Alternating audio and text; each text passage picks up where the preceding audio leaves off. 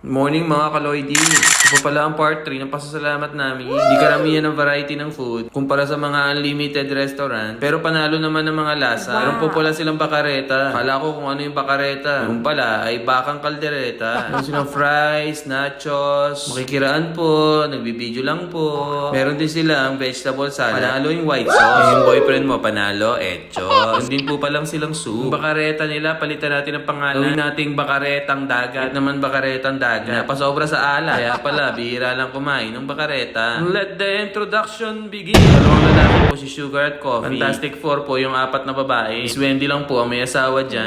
Aba, uminom si Kaloy di. Tama ng inom mo, apple flavor. Introduce naman natin mga engineer. High dehydrate. Sino po napunta ang tubig? Yan po kay Basya. Move on na talaga si Basya kay Popoy. Siya naman po pala si Joshua. Joshua Garcia. Gumagaya kay John Lloyd. Yung anak ni Chris Aquino. Kaya pala katabi niya si Philip Salvador. Uy, si Popoy. Parang pilit ng unti ni Popoy. Korean din po pala kaming kasama. Sa po pala si Kim Chansu. Nandyan si Kim Chansu. Ay, nandyan din pala si Oh Meizu. Ay, Mrs. Benitez. Ito po pala ang dynamic duo. May-ari ng Lucky Me Pansit Canton at Villa Alfredo sa San Fernando, Pampanga. Pampaswerte kaming kasama. Isang bunti. Nago na lang po natin sa pangalan. Kapatid ni Miss Kasikipan, si Miss Paluwag. Tama rin po natin ang asawa ni Manny Pacquiao at si Wawa Wiwili. May mga hapon din po pala tayong kasama.